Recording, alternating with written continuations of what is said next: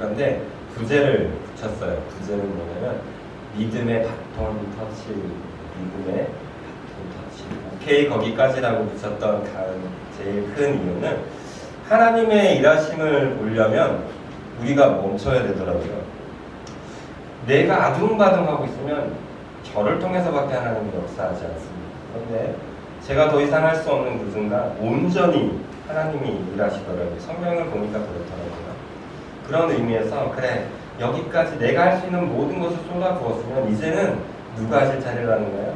하나님이 하실 차례다 라는 의미에서 오케이 거기까지였는데 더 말씀을 묵상하는 중에 하나님께 우리의 할 일, 아니 하나님께서 시키신 일을 사실은 하나님이 마무리하는 게 좋겠다라는 마음이 들어서 그 바톤을 다시 하나님께 드린다는 의미로 믿음의 바톤 터치라고 제목을 붙여보았습니다. 어렸을 때 일이에요. 제가 육상 선수 얘기를 자주 하잖아요. 2km 구간 마라톤 대회에 참여했어요. 몇 명이었는지 기억은 안 나요. 4명이었는지 5명이었는지 기억이 안 나는데 한 명이 이어서 그러니까 쉽게 얘기하면 바톤 없는 장거리 계주에 여러 명이서 하는 장거리 계주를 2km씩 나눠서 뛰는 경기를 했었어요. 2km 정도를 뛰는데 전 키가 상당히 작았고 정말 큰 친구가 제 앞에 이렇게 달려가고 있었거든요. 근데 그 앞에, 그 큰 친구 앞에 방송차가 가고 있는 거예요. 무슨 얘기예요? 지금이야 카메라가 흔하죠, 그죠? 근데 한 40년 아니면 한 30년 전이라고 생각해보세요. 30년 전에 방송차가 와서 카메라로 찍고 있다는 얘기는 뭘까요? 뉴스에 나온다는 거거든요. 그래서 뉴스에 나온다는 생각에 그때 그 당시에 그 카메라는 절 찍고 있지 않았어요. 그 큰 친구가 아마 유망주였던 것 같아요. 그 친구를 찍고 있더라고요. 전 뒤에 한참 뒤에 따라가고 있어요.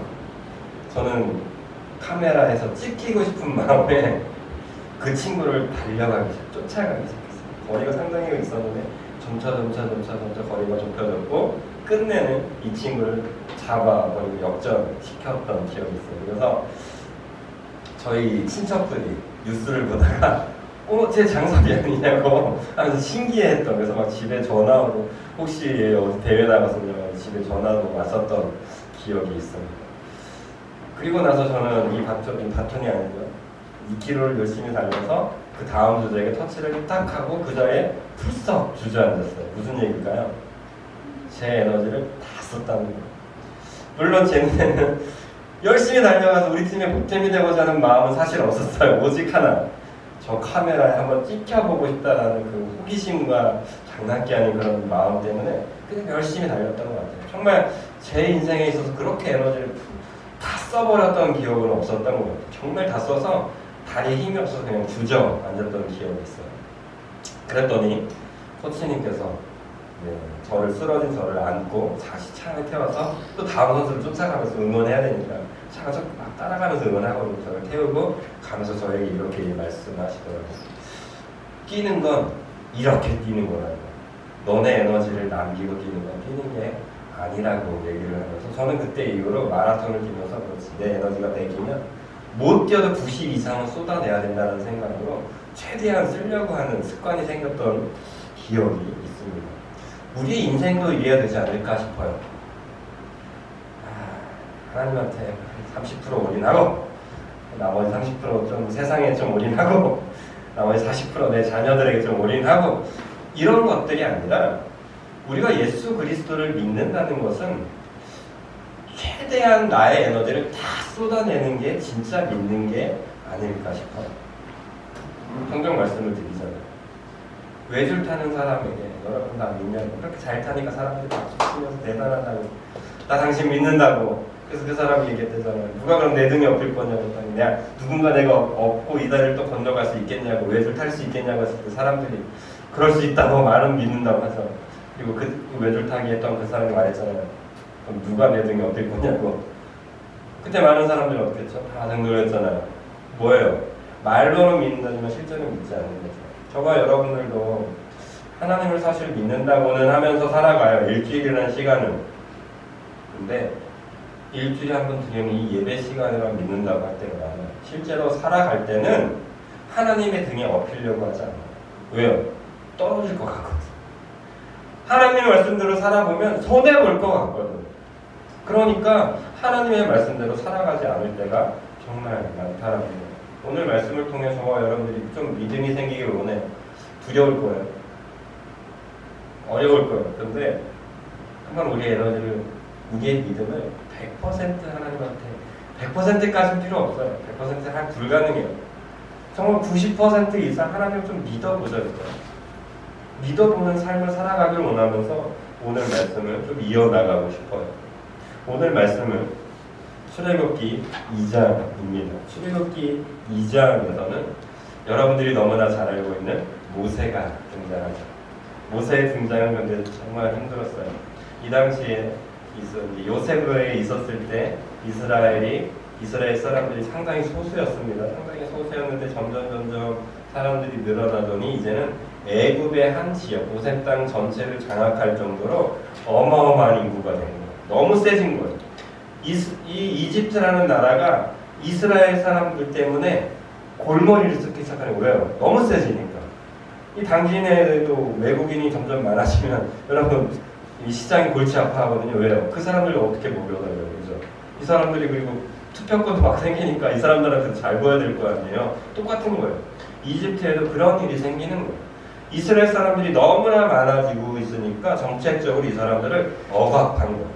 사람 수를 줄이려고. 그래서 하다 어떤 정책까지 펼치게 되냐면 남자아이가 태어나면 죽이는 정책까지 펼치게 되었어요.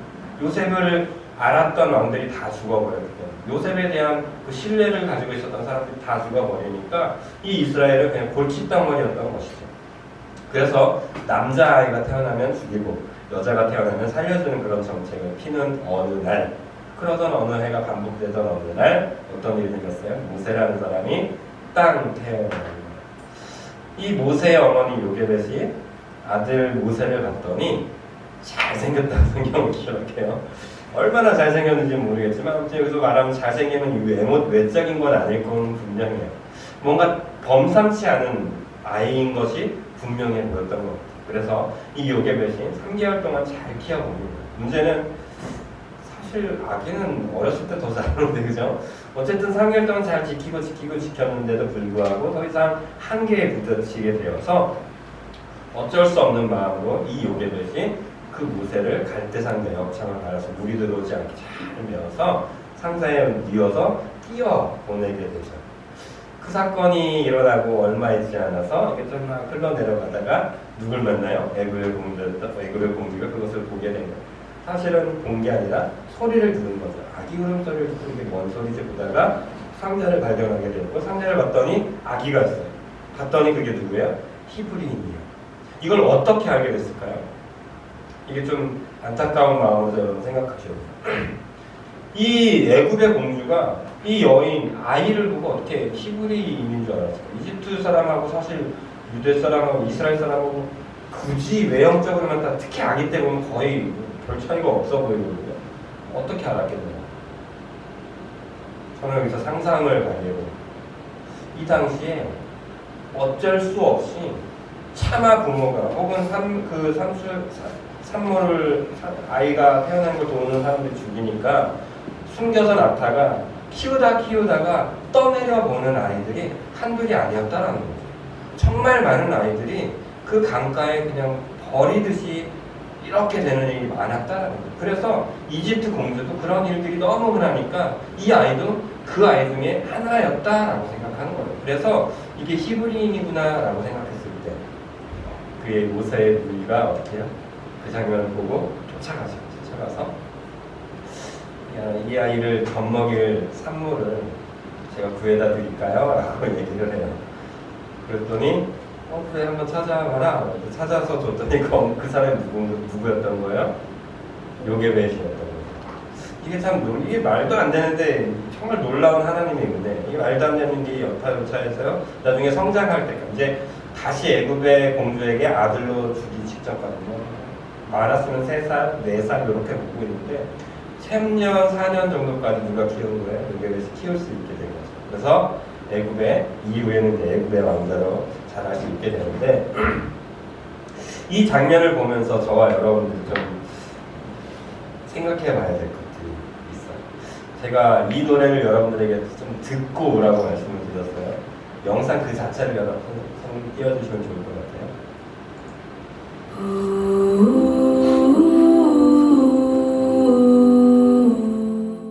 모세를 따라가면서 그의 마음이 어땠을지 노래하는 노래가 요게벳의 노래입니다.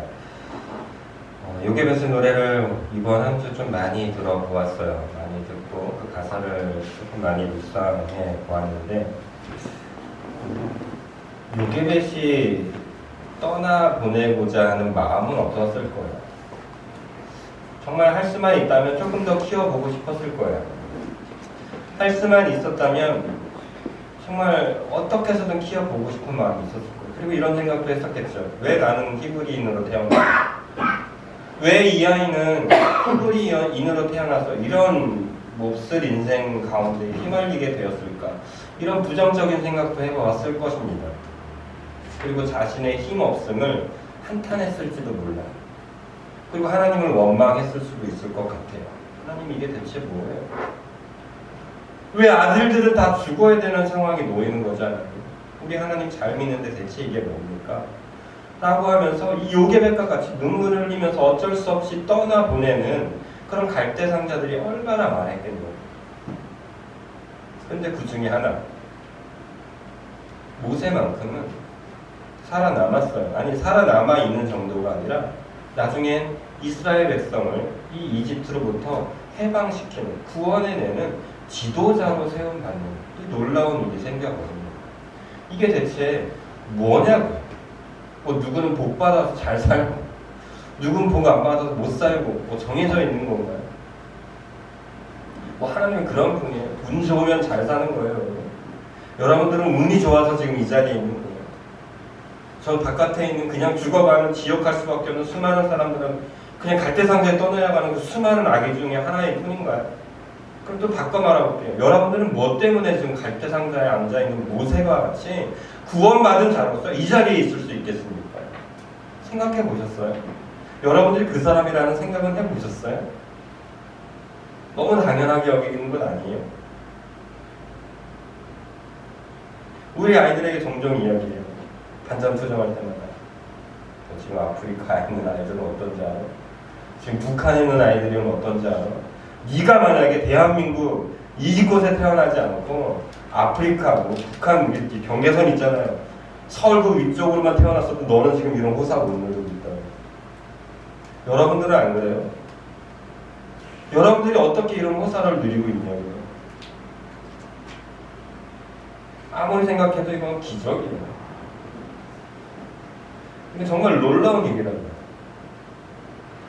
또 한 가지 본문, 신약 본문을 우리가 좀 생각해 보고 싶은 내용이 있어요. 시몬 베드로의 고백이죠. 마태복음 16장 13절에서 20절까지 내용 중에 어떤 내용이 나오냐면, 야, 사람들이 나한테 뭐라고 부르냐? 제자들한테 물어보는 거야. 제자들에게 묻는 거야. 야, 사람들이 날 뭐라고 부르냐? 라고 물어봤더니 제자들이 대답하죠. 더러는 예레미야라고 하고요. 더러는 뭐 엘리야 같은 선지자. 그렇게 선지자라고 사람들이 말합니다. 라고 제자들이 얘기해요. 그래. 그럼 너희는 나를 뭐라고 부르냐? 너희는 나를 누구라고 생각하냐? 라고 물어봐요. 그랬더니 시몬 베드로가 16장 16절에서 이렇게 대답하죠. 시몬 베드로가 대답하였는데, 주는 그리스도시요 살아계신 하나님의 뭐요? 아들이십니다. 라고 대답해요. 이 장면을 통해서 예수님께서 가만히 듣다 보시더니 뭐라고 하면, 그래 시몬아, 그것을 생각하게 하시는 이는 네가 아니라 너의 마음속에 생각난 게 아니라 누가 알게 하셨다고요? 성령님께서 너를 알게 하셨어. 그러므로 내가 너에게 특별 보너스 하나를 짚어봐 라고 하면서 뭐래요? 천국의 열쇠도 너에게 주겠다 라고 이야기해요. 여기서 여러분들이 오해하고 있어요. 베드로가 천국문 앞에서 열쇠 딱 열어서 너 들어가 나가 이렇게 한다는 얘기가 아니에요. 베드로가 그런 열쇠를 받은 것이 아니라 주는 그리스도라고, 하나의 살아계신 하나님의 아들이라고 고백하는 모든 사람들이 어떻게 할 수 있다는 얘기예요? 천국문을 열 수 있는 권한이 생길 수 있다는 너무나 감사한 말씀이에요. 고로 저와 여러분들이 오늘이라는 시간을 살아가면서 하루 날마다 특별히 하나님께서 원하시는 그때 우리가 이것만 고백하면 우리 걱정할 일이 없어요. 뭐예요? 하나님이 나의 유일한 구원자임을 고백하고 그 하나님은 살아계신 하나님의 아들이시라는 그 하나님을 인정해드리는 고백만 우리에게 있다면 우리는 사실 걱정할 필요가 없는 인생을 살 수 있게 돼요. 근데 안타깝게도 우리는 어떡하죠? 베드로처럼 고백은 하지만 그런 삶을 살지는 못한다라는 거죠. 이 두 사건을 저는 오늘 생각해 보고 싶어요. 이게 무슨 연관성이 있을까 싶지만 저는 분명히 연관성이 있다라고 생각해요. 요게벳도 하나님을 믿는 사람이었어요. 신실했던 사람. 그런데 그 요게벳도 자기가 할 수 없는 상황에 어찌할 수 없는 그 상황에 오자 뭐가 발동되기 시작했죠? 저는 그렇게 믿어요. 이 노래 가사처럼 하나님께서 이 아이를 맡아 줄 거야 라는 믿음이 발동되기 시작해요. 시몬 베드로가 이거는 잘 생각하셔야 돼요. 그 당시에 유대 사회에서 예수님을 하나님의 아들이라고 말해버리잖아요. 뭔지 아세요? 신성모독이에요. 지금 우리나라의 법으로 하면 거의 사형에 해당되는 죄를 짓는 거예요. 그런데 그 고백을 지금 어떻게 하는 거야? 예수님만 있는 자리도 아니고 사람들이 있는 자리에서 하나님의 아들이 당신입니다. 당신이 우리의 구원자이십니다 라고 얘기하는 건 어마어마한 고백이, 어마한 이 용기가 필요한 거예요. 그 고백을 베드로는 했다라고요. 요게벳도 그렇고요. 시몬 베드로도 그렇고요. 믿음이 발동돼야 될 때 발동되었다는 게 너무나 중요한 공통점이라는 거예요. 현대를 살아가는 어른들이 종종 여기 젊은 청년들을 향해서 삿대질을 해요. 우리 때는 안 그랬는데. 요즘 애들 뭐가 될지 모르겠어. 근데 여러분 잘 생각해 보세요. 여러분들의 어른들도 여러분들을 보면서 뭐라고 했는지 아세요? 요즘 같은 얘기가 없어요. 여러분들이 어렸을 때 여러분들도 그런 얘기를 들었어요. 저도 그런 얘기 들었거든요. 근데 저도 어떻게 하고 있는지 아세요? 아이들을 바라보면서 걔네 뭐 되려고 이러나 몰라. 근데 여러분 생각해보세요. 때가 되니까 어떻게 돼요? 커지더라고요. 때가 되니까 그것을 감당할 만한 믿음이 아니라 내 몸이 커지기도 하고요. 내 역량도 커지게 되더라고요. 요게벳과 시몬 베드로는 그게 발동되기 시작했어요. 하나님께서 원하시는 그때 과감하게 믿음으로 떠나보낼 수 있었던 이 요게벳의 믿음과 예수님께서 정말 듣고 싶었던 게 뭐였을까요? 세상 사람들이 말하는 하나님 당신은 최고인 이런 것도 필요했지만 진짜 자신을 알아주는 내가 누군지를 알아주는 그 음성이 듣고 싶지 않았을까요? 그 이야기를 할 수 있었던 베드로. 사랑하는 당진 비전교회 성도 여러분들에게 하나님께서 여러분들에게 무엇인가 물어보실 때 너 그거 놓을 수 있겠어? 너 그거 포기할 수 있겠어? 예수님께서 원하시는 대답이 있어요. 그때 저와 여러분들은 그 대답을 할 수 있어야 믿음이 있는 사람이 돼요. 요게벳의 상황을 한번 돌아가 보도록 하겠습니다. 세상에 어떤 부모가 자기 아들, 그죠? 정신이 제대로 된 부모가 하는 거예요. 요즘 이상한 부모님들 말고 세상에 어떤 아비가 어떤 엄마가 자기 자녀를 물에 떠내려 보내면서 행복해하는 사람이 있겠냐고. 그 철없는 아이지만 나를 힘들게 하고 괴롭게 하는 아이지만 그 아이를 떠내보내면서 홀가분하다. 난 내가 할 일 다 했다 이러면서 할 분이 누가 있냐고. 그건 엄마가 아니죠. 그건 아빠도 아니에요. 가능하면 어떻게 하고 싶어요? 내가 키우고 싶은 거. 이게 진짜 부모라는 거예요. 그런데 그 진짜 부모가 이 아이를 떠나보낼 때 어떤 마음으로 떠나보냈을까요? 저는 한 가지밖에 없다라고 생각합니다. 그것은 나보다 더 대단하신 분이 이 아이를 지켜줄 수 있다라는 믿음이 생겼을 때 보낼 수 있을 거라고 저는 생각해요. 어떤 영화인지는 기억이 안 나요. 가난했던 60년대, 50년대 시대를 풍자했던 영화인데 아이들이 그때는 많이 나왔어요. 근데 도저히 아이를 보내지 못하겠는 거예요. 입양시켜야 되는데 입양시켜서 거기서 나오는 돈도 그 당시엔 그런 일이 좀 있었잖아요. 그런데 이 부모가 결단해 눈물을 머금으면서 한 아이를 흘려보낸 게 또 보내는 걸 입양시키면서 상대 부모를 보고 떠나보내기로 작정해요. 왜요? 그 부모가 지금 내게 처해 있는 환경보다 훨씬 나아요. 보내면 어떻게 할 것 같은 거예요? 나보다 잘 먹이고. 그 당시에는 먹고 사는 게 제일 중요했어요. 그러니까 보낼 수 있었던 거예요. 지금 저는 요게벳이 그런 마음으로 보냈다고 생각해요. 자신의 아들 모세를 떠나보낼 때, 저기 아까 그림의 그 영상에도 나온 악어들이 막 먹을 수도 있잖아요. 충분히. 또 지나가는 맹수들이 그걸 습격할 수도 있잖아요. 또 거기 어부들은 또 어때요? 그냥 두겠어요. 그냥 그게 아이인 줄 알면 그냥 그 자리에 그냥 빠뜨릴 수도 있는 상황이거든요. 근데 그걸 다 피해가잖아요. 피해가서 결국 그 애굽의 공주에게까지 다다를 수 있었던 그거. 만약에 그것을 요게벳이라는 여인이 상상했다고 해서 과거 옆으로 떠나보낼까요? 불가능하죠. 그 어려움들을 바라보고 보낸 것이 아니라 뭘 기대하면서 간 거예요? 하나님이 지켜줄 것을 기대하면서 떠나보냈기 때문에 모세는 어쩌면 그런 은혜를 입지 않았을까라고 생각해 보는 거예요. 저는 오늘 분명히 말씀드립니다. 이것을 저는 믿음이라고 말하고 싶어요. 불가능한 상황 속에서, 내가 어찌할 수 없는 상황 속에서 내가 손을 놔야 될 때 포기하는 것이 아니라 그때 뭘 부여잡으라고요? 믿음을 부여잡자라는 거예요. 여러분 힘드시잖아요. 여러분 나이도 있으셔서 건강 예전만큼 여러분들이 할 수 있는 것도 없잖아요, 솔직히. 그럼 어떡하자고요? 이제라도 믿음을 좀 붙잡아 보자는 거예요. 내가 할 수 있을 때는 여러분들이 하셨다고 치자고요. 근데 지금부터라도 진짜 하나님께 좀 신뢰해보면 어떨까요? 자, 베드로로 다시 돌아가볼게요. 왜 예수님께서는 베드로에게 그 천국 열쇠, 그 고백을 들었을 때 천국 열쇠를 내어줄 수밖에 없었을까요? 베드로의 고백이 뭐가 그렇게 대단한가요? 이것으로 집약돼요. 주는 그리스도, 구원자이십니다라고 하는, 우리를 구원해낼 유일하신 분입니다. 그리스도시요 살아계신 하나님의 아들이십니다. 이 고백이 뭐가 그렇게 대단해서? 아까 제가 잠깐 말씀드렸어요. 그 상황을 좀 보자면, 아무도 예수님을 구원자라고 얘기하지 못할 때, 아무도 예수님은 그냥 정말 대단하고 와 추앙받을, 존경받을 정도지 구원자는 아닌 거예요. 구원자라고 얘기했다가는 어떻게 되는 거예요?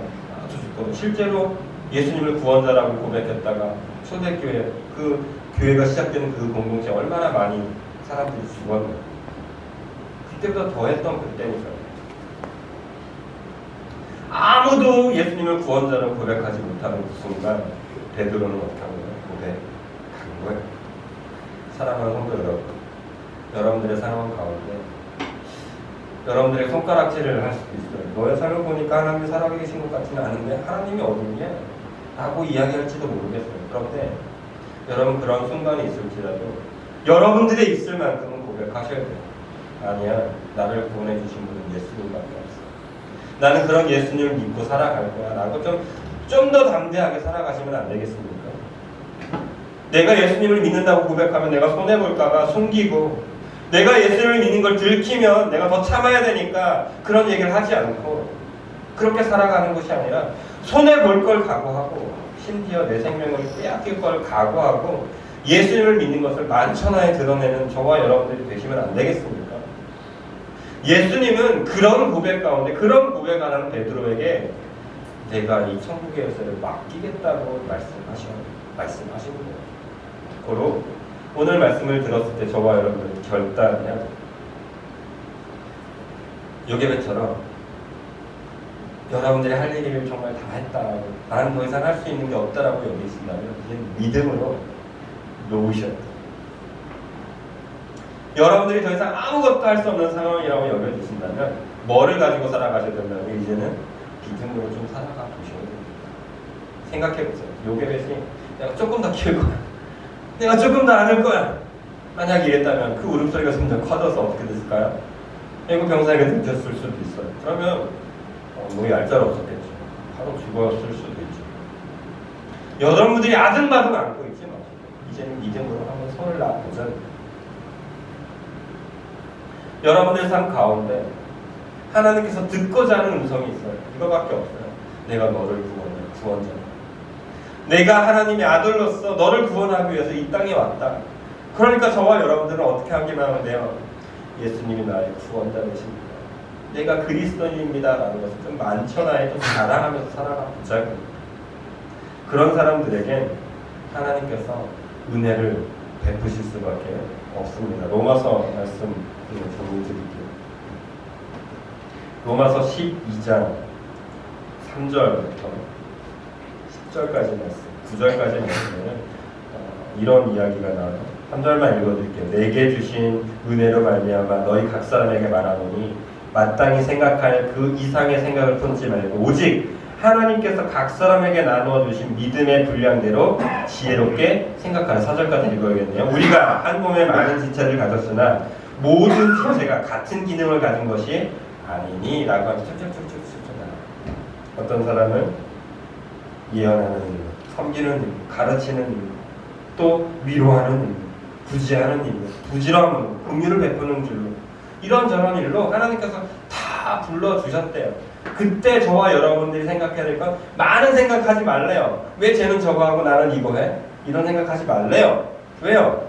지금 내게 주어진 이 작은 것들, 어쩌면 크고 작은 것들이 없어요. 그냥 하나님이 내게 맡기신 것들만 내가 그냥 해내기만 하면 된대요. 생각하지 말고 맡기신 그 일에 집중하면서 살아가면 된대요. 근데 그때 저와 여러분들은 한계에 도달할 거라고요. 내가 정말 열심히 살아내야 할 때 도저히 안 되는 상황이 온다는 거예요. 저 인간은 죽어도 안 되네요. 아무리 예수님의 사랑으로 알아도 안 돼 라고 하는 순간이 올 거라고. 그때 여러분들이 생각하지 말라는 얘기예요. 왜요? 저와 여러분들은 사랑하라고 부름받은 존재예요. 용서하라고 부름받은 존재라고요. 소장선 목사는 여러분들을 가르치라고 부름받은 존재예요. 여러분들이 제 말을 듣던 안 듣던 저는 뭐 해야 되는 사람이에요? 가르쳐야 되는 사람이에요. 그래서 저는 이 자리에 정말 막 서기 두려울 때도 있어요. 정말 말씀이 너무 준비 안 될 때도 있어요. 근데 저는 어떤 존재예요? 이 자리에 서야 될 존재라면 저는 서시면 되는 거예요. 고민하지 말고. 왜요? 하나님이 저를 그러라고 부르셨으니까. 그러니까 결론이 되게 쉽게 나와요. 여러분들에게 해야 될 일이 있으신가요? 하세요. 여러분들에게 주신 마음이 있으신가요? 순종하세요. 근데 오늘 본문의 말씀처럼 어떤 일이 닥칠 거라고요? 도저히 내가 감당할 수 없는 그 순간이 올 거라고요. 그래서 이 자리에 서지도 다리가 부들부들 떨릴 정도로 너무나도 힘들 정도로 아픈 상황이 올 수 있을 거라고요. 그런데 그런 상황 속에서 포기하라는 얘기가 아니고 이제는 어떻게 하라는 얘기요? 하나님께 맡기자는 얘기. 시몬 베드로가 고백했던 그 고백은 하나님이 전부다라고 고백하는 거예요. 여러분들이 이번 한 주의 삶을 돌아보시고 살아갈 때 기억하셔야 됩니다. 하나님이 전부라고 고백하십시오. 그리고 여러분들이 도저히 사랑할 수 없을 때 하나님께 그냥 툭 던지십시오. 아 몰라요 하나님. 이제 하나님이 하세요. 난 정말 내가 할 수 있는 건 모든 걸 다 한 것 같아요 하나님. 이제 하나님이 좀 해주세요. 저 끝났어요. 저 못하겠어요. 이제 주님께서 해주십시오. 라고 하나님께 우리의 믿음의 바톤을 어떻게 하자고요? 넘겨드리는 이번 한 주가 되었으면 좋겠어요. 그때 하나님은 모세를 지켜주시고 모세를 키우셨고 또 모세에게 할 일을 할 수 있도록 도와주셨던 것처럼 하나님께서는 저와 여러분들에게도 그러한 일들을 보여주시는 은혜를 우리에게 갚아주실 것입니다. 지난 3년 동안 정말 저는 여러분들은 모르겠어요. 저를 그걸 어떻게 보실지 모르겠지만 저는 눈물 콧물 쏟아가면서 달려왔습니다. 한계에 도달할 때가 정말 많았고요. 그래서 하나님 몰라요 이제 하나님이 하세요 라고 던지듯이 믿음으로 하나님께 던졌을 때가 참 많았습니다. 그런데 하나님은 그때마다 들으셨고 그때마다 그래 내가 할게 라고 하시면서 하나님의 일하셨음을 저에게 정말 많이 보여주셨습니다. 사랑하는 비전교회 여러분, 여러분들이 그만 좀 하십시오. 내가 안 하면 안 된다라는 생각도 좀 버리십시오. 여러분들이 할 수 없을 때 하나님은 일하실 것입니다. 왜요? 하나님은 우리를 구원할 구원자이시기 때문에 하나님의 아들이시기 때문에 우리가 못할 땐 하나님이 행하실 것입니다. 그 사실을 믿음으로 이번 한 주 승전보를 들고 오셨으면 좋겠습니다. 목사님 정말 힘들었는데 정말 다 내려놨더니 하나님께서 하시더라고요 라고 하는 그 고백이 저와 여러분들에게 울려 퍼지는 이번 한 주가 되시기를 예수님의 이름으로 축복드립니다. 요베르센 노래로 우리가 좀 찬양하려다가 이 찬양으로 좀 바꿨어요. 하나님의 은혜로라는 찬양을 좀 드리면서 여러분 기도하십시오. 여러분 정말 아시죠? 우리는 정말 쓸데없는 존재였다는 걸 아세요? 여러분들이 하나님을 알지 못하면 그냥 세상의 먼지로 돌아갈 존재밖에 안 됩니다. 세상의 걸음밖에 안 되는 존재. 그런데 하나님을 믿어서 의미 있는 사람이 되었고 하나님을 그리스도인으로 모실 수 있게 되어서 하나님을 찬양할 수 있는 자가 되었습니다. 그 하나님을 찬양하면서 하나님의 은혜로 찬양하겠습니다.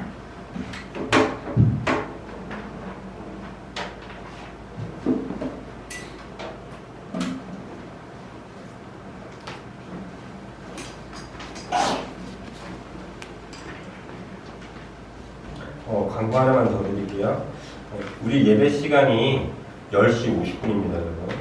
10시 50분에 공적인 예배가 시작되니까 시간 차고 없으시고 꼭 그 전에 우리 예배를 같이 드릴 수 있었으면 좋겠습니다.